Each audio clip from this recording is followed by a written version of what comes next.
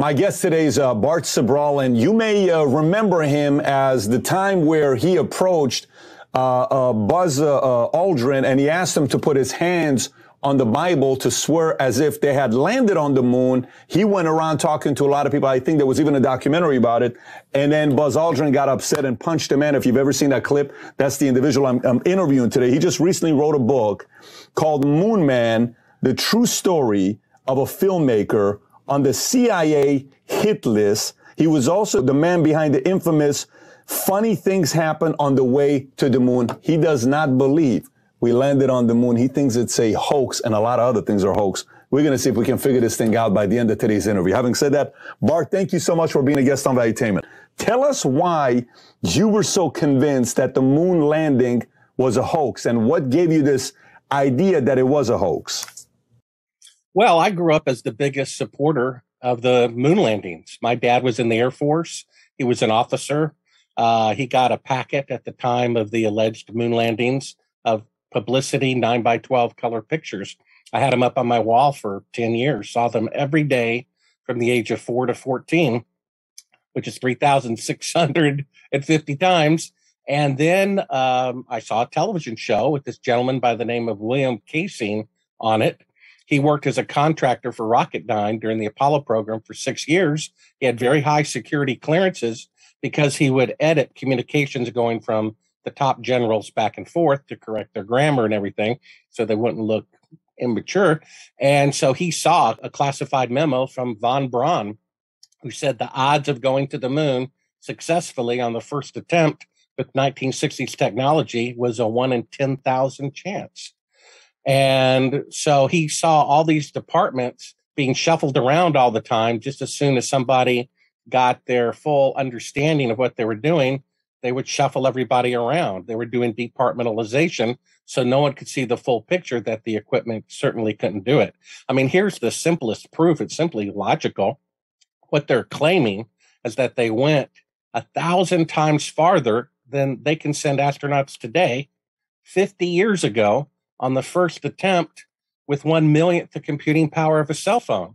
I mean, when they flew across the Atlantic for the first time, a few years later, hundreds of aircraft and thousands of aircraft were flying across the Atlantic. When they went to the North Pole and South Pole here on Earth, they never made it the first attempt. It took multiple times. And there's never been a technological achievement that no one could repeat 50 years later. It's like me telling you 50 years ago, Toyota made a car that could go 50,000 miles on a gallon of gasoline. And yet today, 5 decades later, their best car can only go 50 miles per gallon or 1,000th the distance. You would laugh and say the original claim is preposterous. And so here we are 50 years later, and now the farthest they can send an astronaut to the moon is 1,000th the distance that they claimed to have done on the first attempt 50 years ago with less computing power than a cell phone, 1/1,000,000th of the computing power. It just doesn't add up.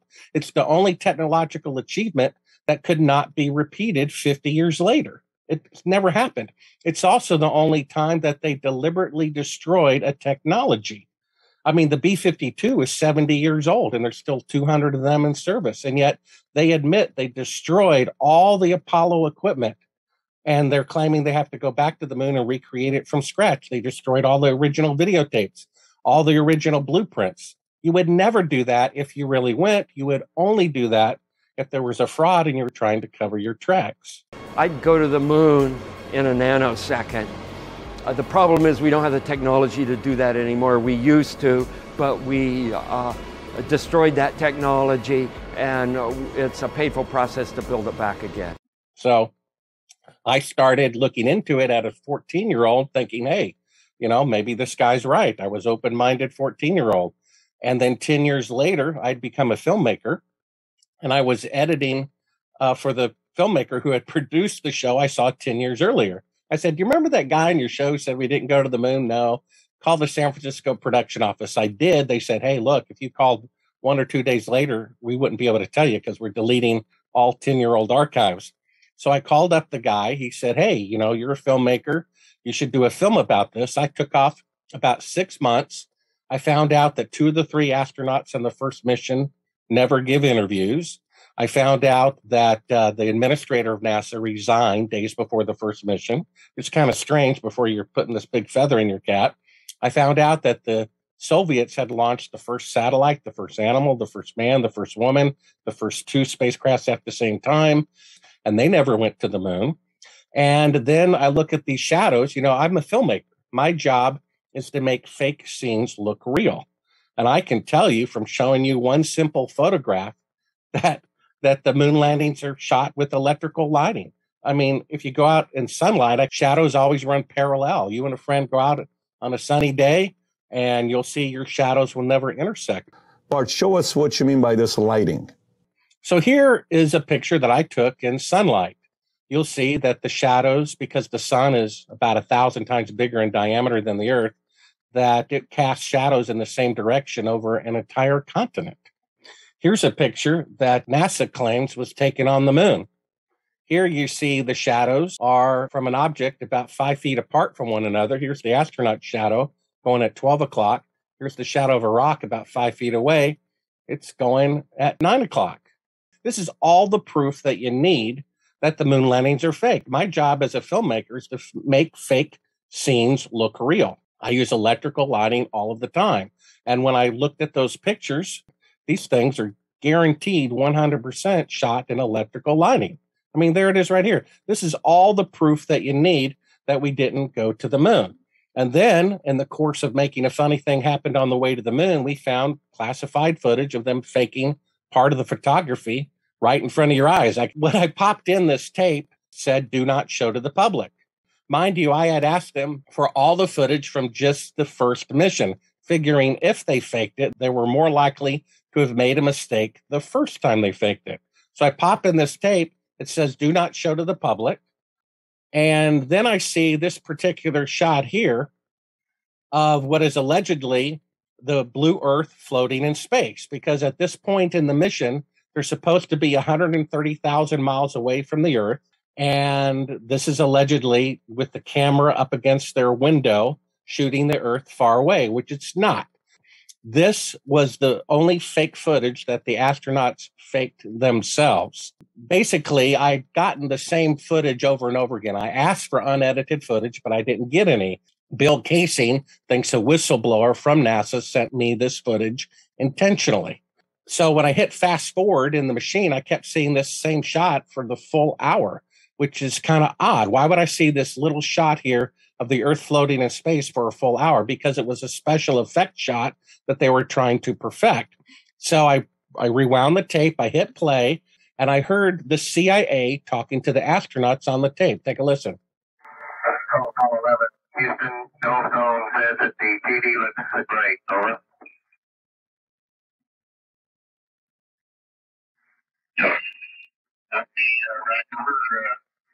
Okay, so you just heard NASA talking to the astronauts. Hey, the TV picture looks great.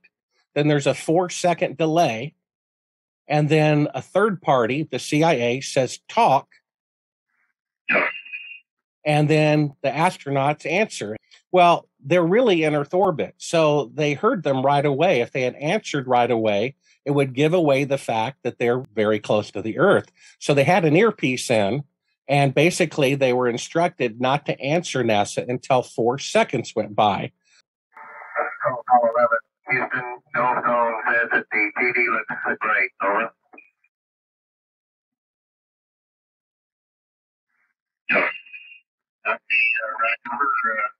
So first they were asked the question. They counted off 4 seconds. The CIA said talk, and then they started answering to give the impression that they were far away from the Earth when in fact they were still in Earth orbit, which is where they stayed the entire time.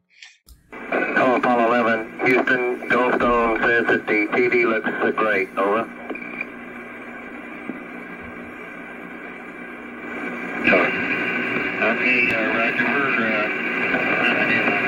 Now, why are they doing that? What's the motive to fake this? Because they can't leave Earth orbit. And so they have to show footage as if they've left Earth orbit. Okay, so if you go to the next clip here. We only have one window that has a view of the Earth, and it's filled up with the TD camera. He just said they only had one window that faces the Earth, and it's filled up with the TV camera, right? Which it would have to be. If this is really the Earth floating in space, then they have to have the camera's lens up against the window in order to shoot this, right? This is allegedly the Earth floating in space, and this is space around it. But you'll see in a minute, this is really the circular window of the spacecraft with a section of the Earth outside of it, and the cameras pulled back at the back of the spacecraft with all the lights turned off, all of which they talk about because they thought these private conversations would be edited out. So let's take a listen of him claiming that he's 130,000 miles away from the Earth or halfway to the moon. All right, you're just in Apollo 11. Calling in from about 130,000 miles out. Okay, so right now he's claiming that this is 130,000 miles out, that this is the Earth floating in space, and that he has the camera up against the window's glass. So here you see the real position of the camera. This is the footage that we uncovered that they said at the beginning, do not show to the public. This is proof that they're faking being halfway to the moon. Here's a work light inside of the spacecraft. They put a crescent piece of material inside the window to make it look like the Terminator line between night and day. Here they are removing part of that. Those are the astronauts in front of the window removing. This is a 1-foot model of the Earth. You see that? Then we see the iris open up, and we see the real location of the camera being at the back of the spacecraft. You see that? So they just faked being halfway to the moon. See, this is really the window of the spacecraft in Earth orbit with the bright Earth shine coming through. But over here, they claimed it was the Earth floating in space. Do you see that? We have the unedited version. That's why it said at the beginning of the film, do not show this to the public, right? How'd you get this footage? Well, Bill Casey believes a whistleblower from NASA sent it to us. So basically, 3.5 years into the 7-year project of making a funny thing happen on the way to the moon, I discovered this footage of the crew of Apollo 11 faking being halfway to the moon. Now, why are they faking being halfway to the moon? Because they cannot go halfway to the moon. If they could really go, we'd be seeing the real Earth out the window, and they wouldn't be faking a 1-foot model of it like they're doing now.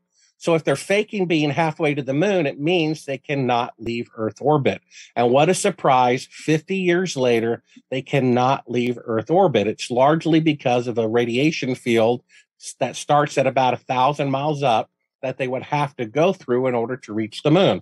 That radiation field is 25,000 miles thick. And the only time in history that someone has said to have gone through it is the Apollo astronauts to the moon and back. And NASA's own Kelly Smith says that the technology to go through that radiation has yet to be invented. As we get further away from Earth, we'll pass through the Van Allen belts, an area of dangerous radiation. Radiation like this could harm the guidance systems, onboard computers, or other electronics on Orion. Naturally, we have to pass through this danger zone twice, once up and once back. But Orion has protection. Shielding will be put to the test as the vehicle cuts through the waves of radiation. Sensors aboard will record radiation levels for scientists to study. We must solve these challenges before we send people through this region of space. We must solve these challenges before we send people through this region of space. We must solve these challenges before we send people through this region of space. So basically, the guy just said that the technology to go through the radiation belt has yet to be invented. First, he called them dangerous radiation. This was from an unmanned probe, the Orion project, okay? They sent an unmanned probe up there with 2 Geiger counters. They said it's dangerous radiation, and he says we must solve these radiation challenges before we send people through this region of space, meaning the technology to send human beings through the radiation field has yet to be invented.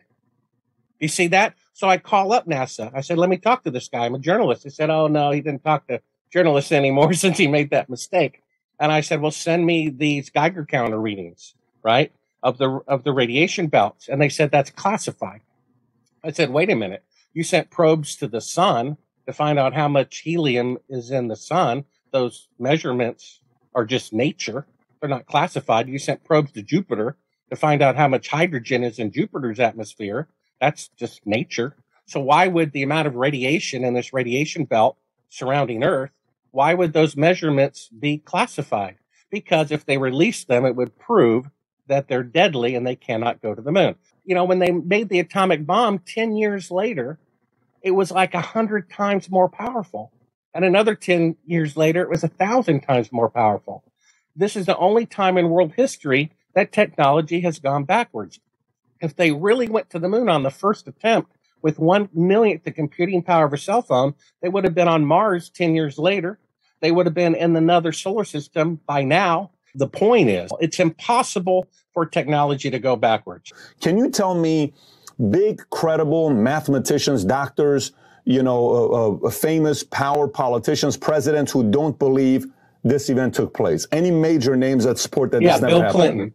On page 156 of his book, My Life, he tells a story about when he was working with a carpenter back in 1969. He said, hey, to the carpenter while they were building a house, Bill Clinton said to him, hey, in the moon landing great? The carpenter said, I don't believe them. Those television people can make you think one thing when they're really doing something else. And then he said, after spending 8 years in Washington, he came to believe that the old man was ahead of his time, meaning he also agreed that the moon landings were fake. It's very simple. There's no independent eyewitnesses, no independent press coverage. They have a TV picture completely controlled by the federal government and 3 government employees of the alleged greatest event in human history. I mean, it's unbelievable that they're claiming that they went 1,000 times farther than they can go today 50 years ago with 1/1,000th the computing power that they have today. It's a preposterous claim. If it wasn't for people's emotional attachment to the patriotism, it becomes a religion for people. Look how great science is. Look how great we are. They would already acknowledge it. When Bill Casey first suggested that I do a film about this, right, which is when I was 24 years old, it was about 30 years ago, I turned it down because I saw the shadows intersecting. I saw the Soviets were more advanced. I saw 2 of the 3 guys don't give interviews. But I'm telling you, 30 years ago, it scared me because I have kind of a relentless personality. And I also love puzzles. We were talking about games before we got started. I love games and puzzles. And I said to myself, Patrick, I said, look, if anyone could figure out whether we went to the moon or not, it would probably be me. And I said, it looks like there's a good possibility that the missions were fraudulent. And so I turned down the project. I said, I want to have a wife and a family someday. Why should I risk my life for other people's mistakes? So I turned down the project.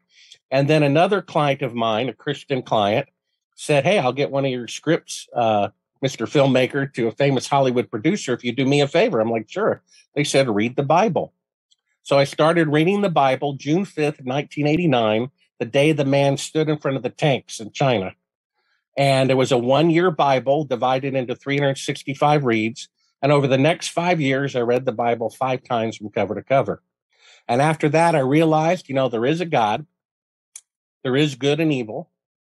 There is a judgment for how we live our life. And I said to myself, if they didn't go to the moon, that's more profound than if they'd actually gone. Think about this, Patrick. Let's say they could go to the moon. That would have a certain level of significance to mankind. But if they couldn't go, they lied about it, they murdered people to keep it a secret, that's more profound than if they'd actually gone. And I said, if they didn't go, this is important for mankind to know. Otherwise, we won't grow. We won't learn from our mistakes. We'll be stuck in this corrupted world. So I called up Bill. I said, I changed my mind. I decided to make the film anyway. Well, let me tell you, these films cost $1 million. And we were financed by a board member of an aerospace company who builds rockets for NASA. He knows from an engineering point of view that we didn't go to the moon.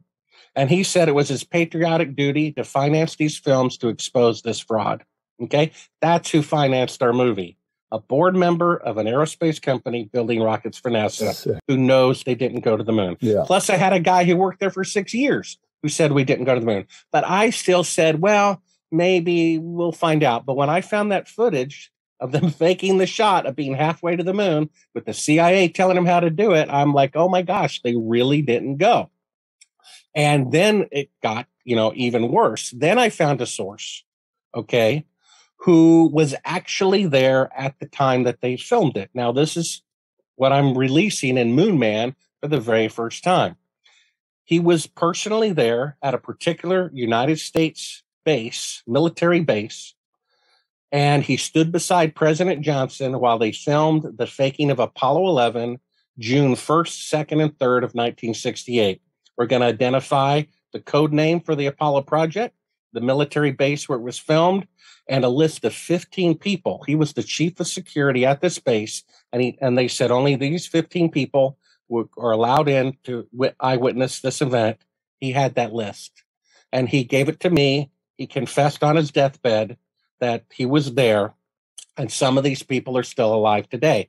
And then in the course of finding this, footage, this proof that we didn't go to the moon, my phone calls were interrupted. I started being followed. And at one point I was literally kidnapped and drugged by, I presume, the CIA, to the point where they were asking me questions. They gave me truth serum or something. I told them everything they wanted to know. I escaped. I took my urine sample to a lab to prove that I had been drugged illegally by some exotic truth serum drug. I call back, or actually a friend does, because I was trying to not show if they were listening to my phone conversations where I had gone, but somehow they found out anyway. When my friend called the lab to get the results, they said, well, we had a problem. And I said, well, what was that problem? They said, well, there was a break-in over the weekend in our lab. And they said the only thing stolen was your urine sample. So all of this, it leads up to the second film, Astronauts Gone Wild, where I just had the thought, from TV shows growing up, hey, why not ask somebody to swear on the Bible? So we tracked down a lot of these Apollo astronauts and asked them to swear on the Bible that they walked on the moon. Most of them would not do it. One of them, of course, punched me. One of them kicked me. One of them threatened to shoot me. One of them threatened to hit me. And one of them, when I was in their house, and they literally physically kicked me from behind when my back was turned, right after they said they're not a violent person, so they can't even not lie for 5 seconds. In the commotion, we left a wireless microphone on them. Do you have footage of all this stuff? Do you have a... Yeah, it's in Astronauts Gone Wild. They have it queued up right now if you want to take a listen to it. Yeah, if you got it, I'd love to see it. And so basically, we left a microphone on this guy. My camera guy, in the commotion of being threatened to be shot, left the camera rolling in the back of the car. And when they went back inside their house with the doors closed, we heard their private conversations. And, because these are high quality microphones, they work for quite a distance. And when the production secretary, who was transcribing all the interviews with the astronauts, a month or so later, she calls me up very excited, says, Bart, do you know what they're talking about in their house privately? When the camera was still recording? I said, no, tell me. She says, they're talking about calling the CIA to have you assassinated. I said, yeah, that's funny. She says, no, Bart, no, I'm serious. I said, yeah, that's really funny. She says, no, Bart, you're not listening. I'm being serious. And sure enough, they're discussing calling the CIA to have me assassinated. You want to call the CIA? Have them whacked? The question is, if they really went to the moon, why would they need to call the CIA to have a journalist who's completely wrong assassinated? Right? Again, if I'm a conspiracy theorist and I'm completely wrong and it's silly, why would they have to call the CIA to have me assassinated unless I'm a real investigative journalist uncovering a genuine and outrageous government fraud? The same way with Buzz Aldrin, okay? If he really walked on the moon, me saying otherwise is like throwing a feather at the guy. Why would someone become violently angry for throwing a feather at them? But what it was like is like me walking up to him in the company of his wife and saying, oh, how's your mistress? She says hello. Then he gets angry, and that's exactly what happened. I exposed his fraud. I exposed this guy's fraud, and that's why they become so violent, because they're known, as heroes. And that's, the sad state of our country. They gave congressional medals of honor. They had ticker tape parades for these guys, right? And some people say when you just see their expression from the press conference, they're convinced that they didn't go to the moon because they look like they're at a funeral. And so this is what Moon Man is about, not only how and why we didn't go to the moon, not only about my crazy adventures of being kidnapped and drugged, not only about naming the military base where it was filmed, the dates, the code name, and a list of 15 people who were there. It says, look, these people and their apprentices are still at large running our government. This is a dangerous thing. When did you get that audio of Edgar Mitchell, what he said? That was in 2003. And what'd you do with that audio? Well, we put it in the film, the follow-up film called Astronauts Gone Wild. No, did you ever give that to did you ever approach anybody and share it with, the cops or anybody just to say, here's what was said, or no? No. However, when my source, about naming the base, the code name for the military base, and the list of 15 people who were there at the time, some of whom are still alive today, And when I named all of this, I confirmed this with that person's surviving family member. And when I did that, a couple of days later, their house was broken into. Even though they had a security system with cameras, they were somehow disabled. Somehow they knew their password. Everything from their house about their relatives' involvement in the military and at the base was confiscated. And 2 or 3 days after that, they were visited by 2 government agents who threatened them and their family members with death if they ever spoke to me again. At that point, I contacted the White House press secretary. I contacted a United States senator on the Select Intelligence Committee, and I contacted the FBI near where this person lived to give them protection. I mean, this is a very serious thing. You have to understand Ralph Nader, he wrote a book in the 60s, Unsafe at Any Speed, right? And the CEO of General Motors, James Roche, admitted that he had Ralph Nader followed by former FBI agents simply to not spend money to put airbags in cars. So if I am exposing the most horrendous government fraud, at least emotionally to the public, I think they might keep up with me and my sources. And that's why I was drugged. That's why this person's life was threatened. That's why all these things happened. I mean, I'm sorry. I really wish we went to the moon. Our world would be a much better place if people didn't have their emotional attachment. I mean, it's like a religion to people. How dare you say that the great moon landings are fake? It's unbelievable. Right now we have 3,000 architects and engineers, right, who will go on the record and risk their lifelong reputations and say the 3 buildings on 9/11, it's impossible for them to come down with fires, especially the 3rd one. And yet 20 years later, nothing is done about it. 3/4 of the American public says Oswald did not kill Kennedy. Nothing is done about it. We have John McNamara admitting that the Gulf of Tonkin incident that led to over 1 million people dying, they completely made that up. It never happened. And it's like, why is nothing being done? We have William Binney, who worked for the NSA for 30 years. He says they listen to United States president's phone calls, Supreme Court justices' phone calls, Senate and Congress members' phone calls in order to get dirt to blackmail them to voting a particular way. They admit it. This is even on a couple of mainstream media outlets. They admit this is a fact. There's not a single congressional hearing done about it because the evil people who run the world and our government are so entrenched.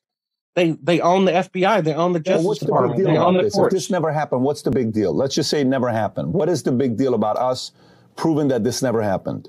Well, if you go to chapter 11 of my book, Moon Man, you see what the Achilles heel of all this is. I agree with you. Okay, they fake going to the moon. So what? And if it weren't true, what I'm about to tell you, I would agree with you. Okay. But the fact is, they murdered the crew of Apollo 1. Apollo 1 was going to be the first crew to walk on the moon. And they were murdered on January 27th, 1967. It's not my opinion. It's the opinion of the dead man's widow. It's the opinion of the dead man's son, who was a 747 pilot. They have investigated it for decades. They are 100% convinced that that fire that killed the man and 2 crew members with him, the man who would have been the first man to walk on the moon, that fire was set deliberately. Basically, Gus Grissom was the commander. He was the most beloved of all the astronauts because of a mercury problem. He splashed down, the explosive bolts went off, his spacecraft flooded. He admitted at the press conference he had rolls of nickels in his pockets to give to his son and school children to say this nickel has been in outer space. But when he started sinking to the bottom of the ocean with all that extra weight, he said, maybe it wasn't such a great idea. The press corps laughed. And then somebody asked him, they said, "Were you afraid?" And he said, Patrick, "Of course I was afraid."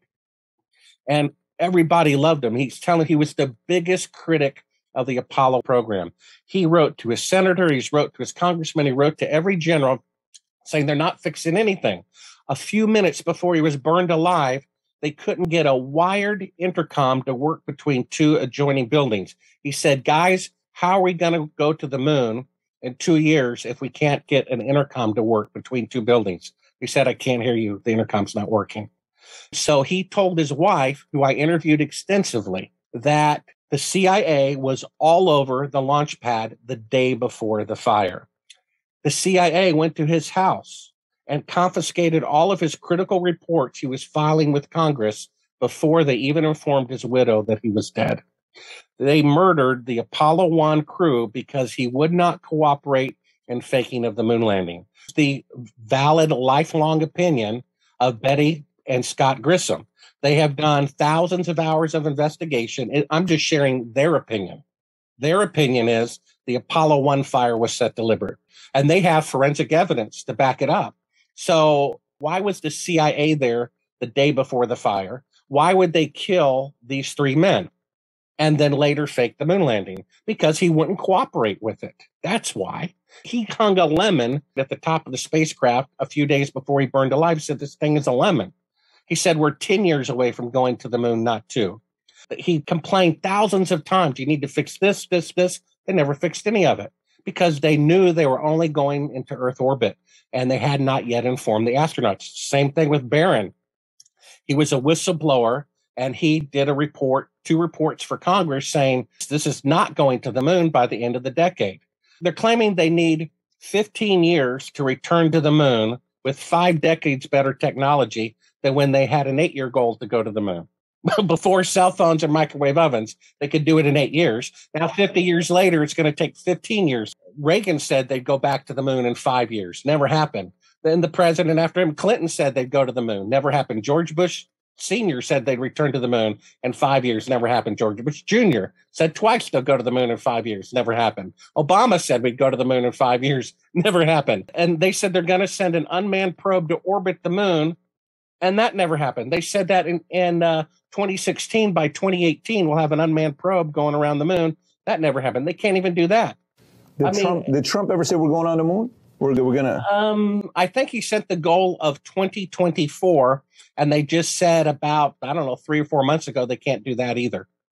And China, which is the most industrialized nation on the planet, says they need 15 years minimum in order to go to the moon. So how come they could do it 50 years ago in 8 years, and now with 5 decades better rocket and computer technology, they need twice the time to go to the moon? It's illogical. There's never been a technological achievement that no one could repeat 50 years later. Never happened. You don't believe man landed on moon, yet you believe in a God you've never personally, physically met before. What do you say to that? I said those people need to read 2 books. The first one is called Privileged Planet, and the second book is One Cosmos Under God. And they will see that mathematically, the odds of there being life on Earth or anywhere in the universe is not likely at all. It's like winning the Powerball 20 times in a row. Remember, what the government says is generally the exact opposite of the truth. They're trying to tell you that there must be life everywhere, but these 2 books show you there shouldn't even be life on Earth, that it has to be by design. There's no other explanation for it. Things don't make themselves. Cars don't make themselves. Look at our body. All the departmentalized organs doing their job, the ear, it's obviously designed. Now, whether you can understand it or not doesn't matter. Intellectuals get so prideful. They say, well, if we can't comprehend it, it must not be true. Well, my dog, I can open the hood of my car and say, this is the alternator, this is the starter. It will never understand a spark plug, but it doesn't mean that the engine wasn't designed by an intelligence higher than itself. So the fact is, logic says they didn't go to the moon, because it doesn't make sense that they could go 1,000 times farther than they can go today, 50 years ago, with 1/millionth the computing power of a cell phone. That's completely illogical. It's the only time in history that technology went backwards. It's the only time in history that a technological claim couldn't be repeated 50 years later. I mean, imagine Bill Gates spending $200 billion to build the first computer, and when he was done, throwing all the hardware, the schematics, all the records of it into the fireplace. It would never happen. They should have done that with the atomic bomb, but they didn't. So why would they, if they really went to the moon and spent $200 billion in today's dollars, why would they throw that away? They would never do that. But the fact that they did is proof that they didn't go, because if they really went, they would never do it. And if they were covering up the fraud, that's exactly what they would do. So there you go. I'd go to the moon in a nanosecond.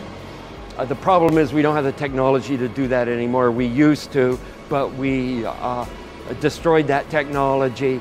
Right now, we only can fly in Earth orbit. That's the farthest that we can go. And this new system that we're building is going to allow us to go beyond and hopefully take humans into the solar system to explore. So the moon, Mars, asteroids, there's a lot of destinations that we could go to, and we're building these building block components in order to allow us to do that eventually. Eventually. There you go, folks. I have more information on this topic than I did prior to coming on and interviewing you, and it's always a good thing. We're going to put the link below to your website where people can go and get all this content from your site. Having said that, Bart, thank you so much for being a guest on Valuetainment. No problem.